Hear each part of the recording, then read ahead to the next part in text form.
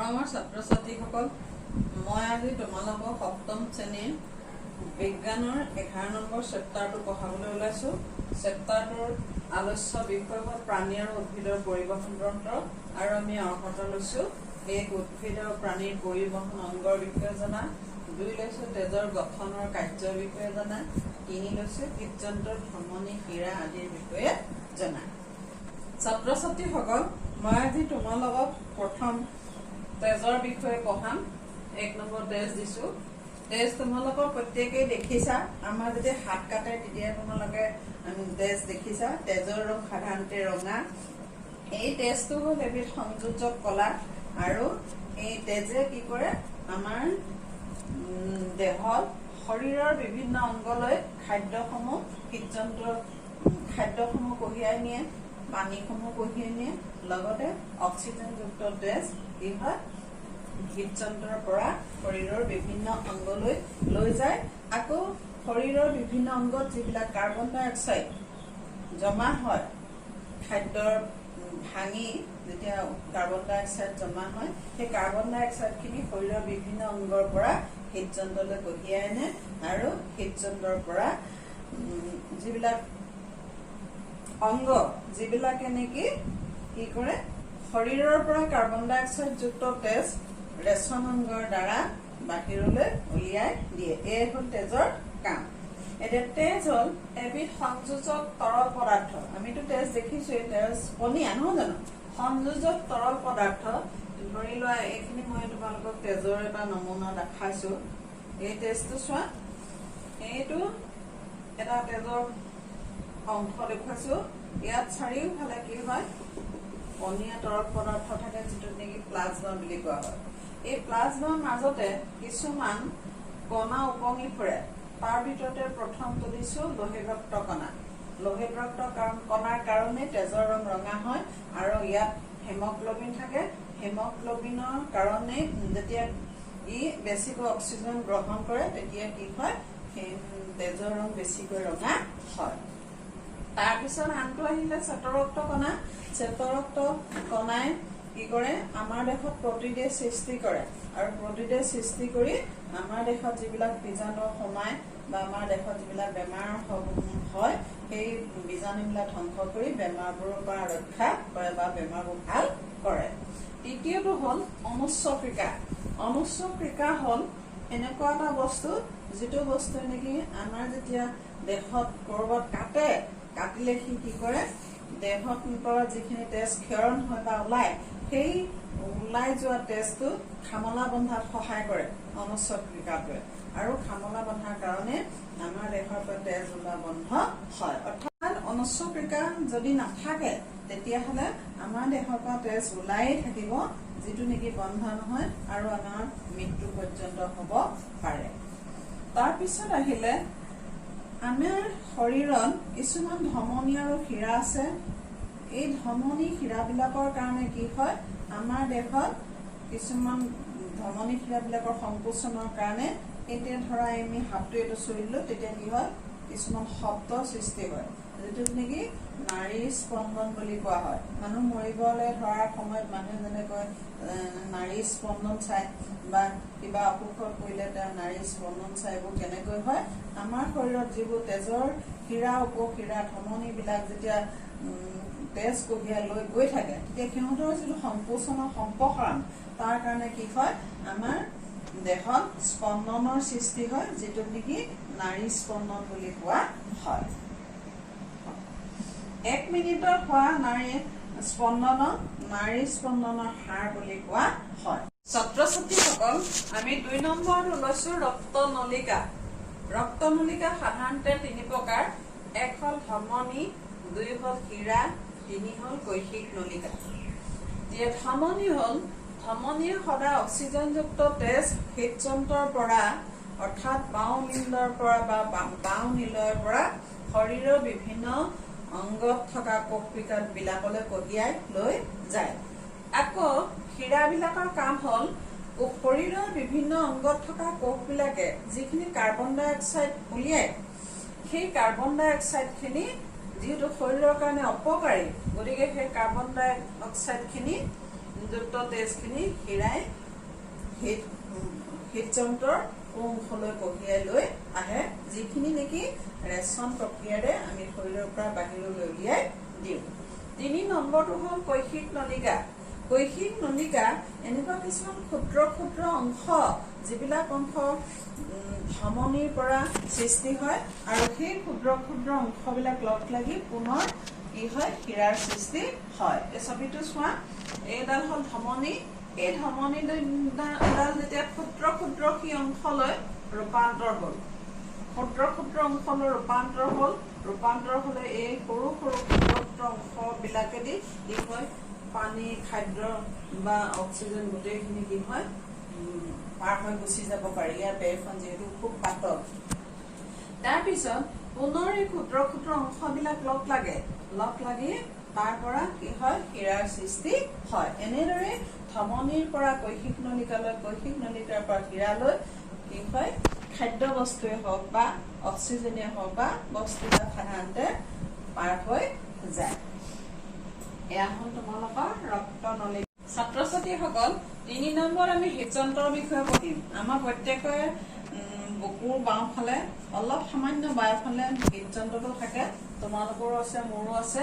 মই এই হৃদযন্ত্ৰটো সাধাৰণকে ছবিটো দেখাইছো মাত্ৰ তোমালোকক বুজাবৰ কাৰণে। তোমালোকে কিতাপত থকা ছবিটোহে আঁকিবা। এইটো মই কিতাপৰ নিচিনাকে অঁকা নাই, অকল বুজি পাবৰ কাৰণে দেখাইছো। সাধাৰণতে এইটো আমটোৰ নিচিনা। ইয়াৰ কিতাপত অংশটো দেখাইছে। এটা হৃদপিণ্ডৰ কি হয়, 4টা কোঠা থাকে আৰু ইয়াৰ এই হৃদপিণ্ডটোৰ মাজতে কি হয়, দুভাগ হয়। দেখিছানে? এইটো অংশ কোৱা হয় বাওঁ অংশ, এইটো অংশ কোৱা হয় সোঁ অংশ। আৰু ইয়াৰ পিছফালে যিটো নীল অংশ, এই নীল অংশটো যথেষ্ট ডাঠ হয়। ইয়াৰ ওপৰ অংশটো বাওঁফালে এইটো কোৱা হয় বাওঁলিন্দ, সোঁফালে থকা অংশটো কোৱা হয় সোঁলিন্দ। আৰু এখন কপাতে, সোঁফালে এখন কপাতে, বাওঁফালে এখন কপাতে এই অলিন্দটো নিলয়টোক ভাগ কৰিছে। তলৰ অংশটো কোৱা হয়, এই অংশটো বাওঁ নিলয় আৰু এইফালৰ অংশটো কোৱা হয় সোঁ নিলয়। এতিয়া আমি 4টা কথা পালোনে? সোঁলিন্দ, বাওঁলিন্দ, সোঁ নিলয়, বাওঁ নিলয়। এতিয়া এয়াত কি হয়, তেজ কেনেকৈ চলাচল হয় তাকে তোমালোকক মই দেখাম। হৃদপিণ্ডটোত কি হয়, যিটো সোঁলিন্দলৈ আমাৰ শৰীৰৰ বিভিন্ন কোষবিলাকৰ পৰা কাৰ্বন ডাই অক্সাইড যুক্ত তেজ মহাশিৰাই, 2ডাল মহাশিৰা, এডাল নাম পূৰ্ব মহাশিৰা, এডালৰ নাম হ'ল পশ্চ মহাশিৰা।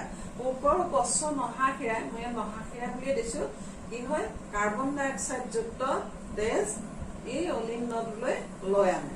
অলিন্দত যেতিয়া কাৰ্বন ডাই অক্সাইড যুক্ত তেজ গোটেইখিনি ভৰ্তি হৈ যায়, তেতিয়া এই কপাটখনত প্ৰেছাৰ পৰে। প্ৰেছাৰ পৰিলে কপাটখন মুকলি হৈ যায়। মুকলি হৈ যোৱাৰ লগে লগে কাৰ্বন ডাই অক্সাইড যুক্ত তেজখিনি কি হয়, এই সোঁ নিলয়লৈ গুচি আহে। দেখি কাৰ্বন ডাই অক্সাইড যুক্ত সোঁ নিলয়ৰ যিখিনি তেজ ইয়াত যেতিয়া সম্পূৰ্ণ ভৰি যাব, তেতিয়া ইয়াতো কি হয়, ধমনীয়েদি, ক্লোম ধমনী দেই এডাল, এই ক্লোম ধমনীয়েদি হাওঁফাওলৈ গুচি আহে। কি আহে? কাৰ্বন ডাই অক্সাইড যুক্ত তেজখিনি গুচি আহে। এই কাৰ্বন ডাই অক্সাইড যুক্ত তেজখিনি যেতিয়া হাওঁফাও পায়হি, তেতিয়া কি হয়, হাওঁফাওত অক্সিজেনখিনি তেজখিনিলৈ গুচি যায় আৰু হাওঁফাওলৈ কাৰ্বন ডাই অক্সাইডখিনি এৰি দিয়ে। সেই অক্সিজেনযুক্ত তেজখিনি কি হয়, 4ডাল ক্লোমশিৰা নামৰ ক্লোমশিৰাই কি কৰে, বাওঁ অলিন্দলৈ অক্সিজেনযুক্ত তেজখিনি কঢ়িয়াই লৈ যায়। এইখিনিতে তোমালোকক মই এটা কথা কলো যে ধমনীয়ে সদায় অক্সিজেনযুক্ত তেজ কঢ়িয়াই নিয়ে, শিৰাই সদায় কাৰ্বন ডাই অক্সাইড যুক্ত তেজ কঢ়িয়াই নিয়ে। কিন্তু ক্লোম ধমনী আৰু ক্লোমশিৰাৰ মাজত এটা আছে, অমিল আছে, যে ক্লোম ধমনীয়ে হাওঁফাওলৈ সোঁ নিলয়ৰ পৰা কাৰ্বন ডাই অক্সাইড যুক্ত তেজ কঢ়িয়াই নিয়ে আৰু হাওঁফাওৰ পৰা ক্লোমশিৰাডালে বাওঁ অলিন্দলৈ অক্সিজেনযুক্ত তেজ কঢ়িয়াই নিয়ে। সেইটো আনবিলাকৰ লগত অমিল আছে। যেতিয়া এই অক্সিজেনযুক্ত তেজখিনি ক্লোমশিৰাই বাওঁ অলিন্দলৈ লৈ যায়, তেতিয়া তেজখিনি যেতিয়া ভৰ্তি হৈ যায়, তেতিয়া এই বাওঁ অলিন্দ আৰু নিলয়ৰ মাজত থকা কপাটখনত প্ৰেছাৰ পৰে। ফলত সেই কপাটখন খোল খাই তেজখিনি কি হয়, বাওঁ নিলয়লৈ গুচি আহে।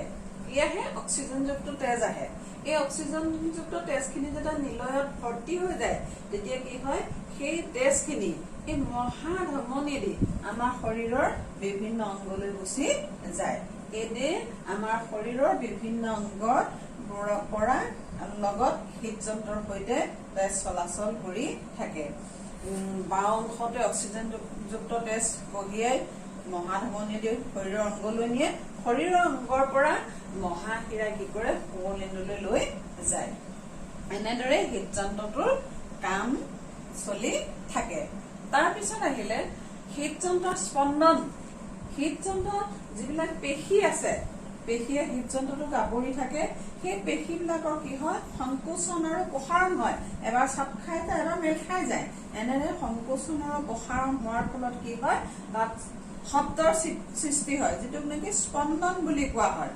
ইয়াকে হৃদযন্ত্ৰৰ স্পন্দন বোলে আৰু প্ৰতি মিনিটত এই হৃদযন্ত্ৰৰ স্পন্দন ৭২ৰ পৰা ৮২ বাৰলৈকে হয় যিটো নেকি আমি হৃদপিণ্ডটোত ধপ ধপ শব্দ শুনিবলৈ পাওঁ যেতিয়া আমি দৌৰো বা আমি ভয় খাওঁ তেতিয়া ইয়াৰ শব্দটো কি হয় বেছিকৈ শুনিবলৈ পোৱা যায়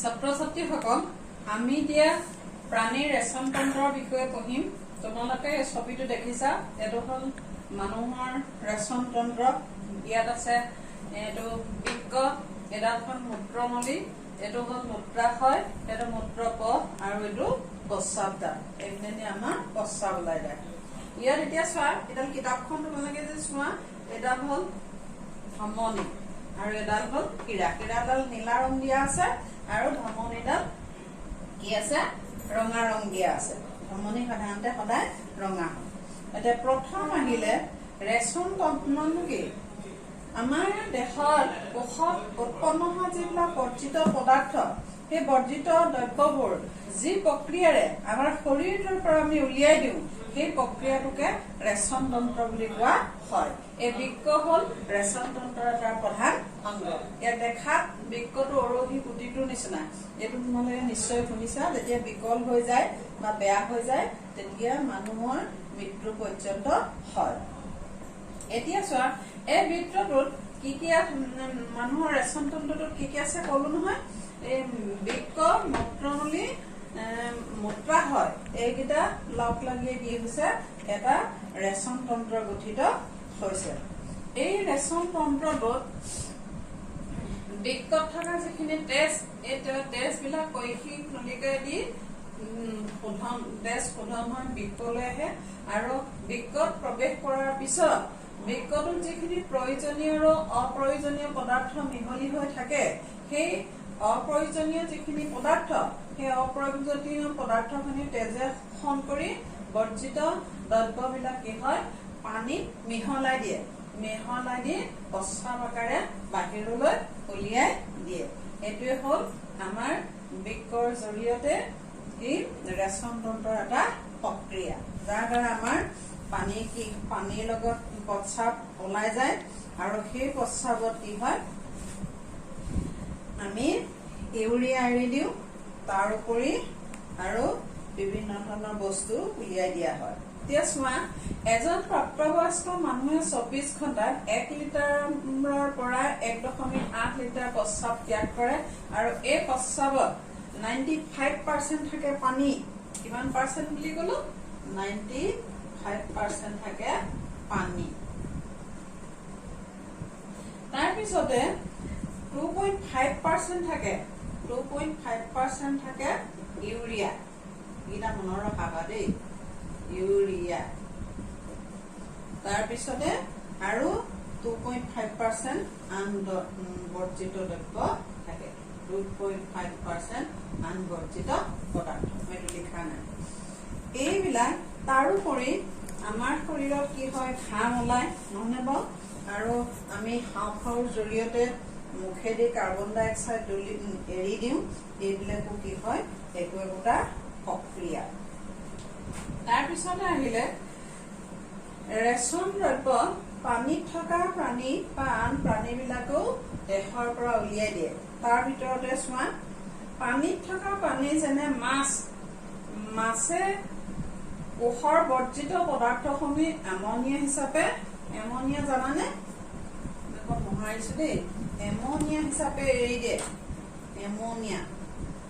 NH3 এমনিয়া হিচাপে এৰি দিয়ে মাছে যিখিনি নেকি কি হয় পানী মিলি যায় তাৰ পিছতো হ'ল কিছুমান স্থলচৰ প্ৰাণী যেনে চৰাই জেঠী সাপ আদিয়ে বগা ৰঙৰ অৰ্থ গোটা যৌগিক পদাৰ্থ ইউৰিক এচিড উলিয়াই দিয়ে ইউৰিক এচিড শুনিছা নাই আমাৰ দেহত যেতিয়া ইউৰিক এচিডৰ প্ৰভাৱ বেছি হয় তেতিয়া আমাৰ বিলাকৰ গাঁঠিৰ বিষ হয় আৰু এনেকুৱা ধৰণৰ ইউৰিক এচিডে কি হয় এই চৰাই জেঠী আদি বিলাকে অৰ্থ গোটা পদাৰ্থ হিচাপে উলিয়াই দিয়ে মানুহৰ প্ৰধান ৰেচন দ্ৰব্য হ'ল ইউৰিয়া মানুহে প্ৰধান কি এৰি দিয়ে ইউৰিয়া প্ৰধানকৈ এৰি দিয়ে এইটো ৰেচন দ্ৰব্য বুলি কোৱা হয়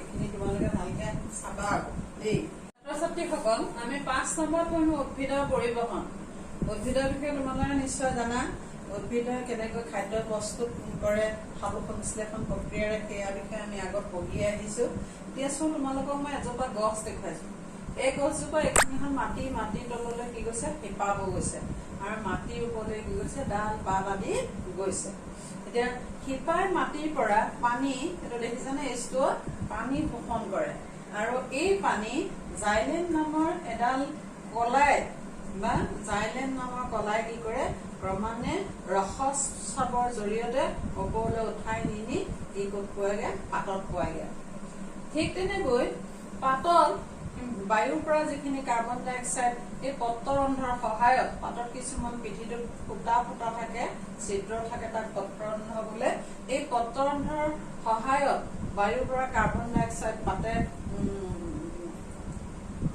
গ্ৰহণ কৰে আৰু এই কাৰ্বন ডাই অক্সাইডৰ লগত মাটিয়ে শোষণ কৰা যিখিনি পানী জাইলেন কলাই দি যিখিনি পানী উঠি যায় সেই পানীৰ লগত কাৰ্বন ডাই অক্সাইডৰ ৰাসায়নিক বিক্ৰিয়া ঘটে কেনেকৈ ঘটে সূৰ্যৰ পোহৰৰ উপস্থিতিত পত্ৰহৰিতে ৰাসায়নিক বিক্ৰিয়া ঘটায় এই C6H12O6 নামৰ যিটো গ্লুকোজ জাতীয় পদাৰ্থ সেই গ্লুকোজ জাতীয় পদাৰ্থ উৎপন্ন কৰে আৰু n সংখ্যক মানে কেইবাটাও গ্লুকোজ লগ লাগি C6H12O6 গ্লুকোজ লগ লাগি C6H10O5 উৎপন্ন কৰে যিটোক আমি শ্বেতসাৰ বুলি কওঁ এই শ্বেতসাৰখিনি হ'ল উদ্ভিদৰ কাৰণে খাদ্য এই খাদ্যখিনি যেতিয়া পাতে উৎপন্ন কৰে সেই খাদ্যখিনি এই ফ্লোয়েম নামৰ যিটো আন কলা সেই ফ্লোয়েম কলাই এই উদ্ভিদজোপাৰ গোটেই শৰীৰলৈ বিলাই দিয়ে এনেদৰে জাইলেমে এজোপা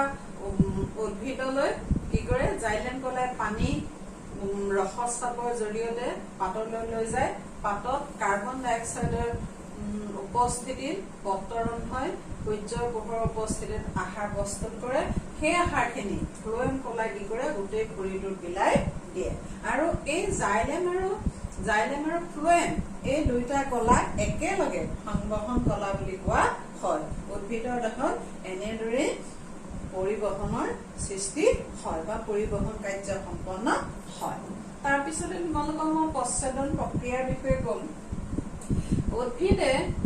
উদ্ভিদৰ শিপাই যিখিনি পানী শোষণ কৰে এই পানীখিনি কি হয় ৰসস্ৰাৱৰ জৰিয়তে জাইলেম কলাই পাতলৈ কঢ়িয়াই লৈ যায় পাতত কি হয় এই পানীখিনি জমা হৈ থাকে আৰু বা উদ্ভিদজোপাতো পানীখিনি জমা হৈ থাকে এতিয়া জমা হোৱা যিখিনি পানী সেই পানীখিনি এই উদ্ভিদৰ পাতে খাদ্য প্ৰস্তুত কৰা খৰচ কৰে নহয় জানো যিখিনি পানী থাকি যায় সেই অতিৰিক্ত পানীখিনি এই পাতৰ যিটো পত্ৰৰন্ধ্ৰ আছে সেই পত্ৰৰন্ধ্ৰদি পুনৰ বায়ুলৈ এৰি দিয়ে এই প্ৰক্ৰিয়াটোকে পশ্চাদন প্ৰক্ৰিয়া বুলি কোৱা হয় অৰ্থাৎ যি প্ৰক্ৰিয়াত উদ্ভিদৰ পাতে অতিৰিক্ত পানীখিনি বায়ুলৈ এৰি দিয়ে সেই প্ৰক্ৰিয়াটোকে পশ্চাদন প্ৰক্ৰিয়া বুলি কোৱা হয় ইয়াৰ পিছত তোমালোকক হীৰা আৰু ধমনীৰ পাৰ্থক্য বিষয়ে তোমালোকে পাৰিবা হীৰাই কাৰ্বন ডাই অক্সাইডযুক্ত তেজ পৰিবহন কৰে ধমনীয়ে অক্সিজেনযুক্ত তেজ পৰিবহন কৰে আৰু লিখিবা আৰু শৰীৰত তেজৰ কামৰ বিষয়ে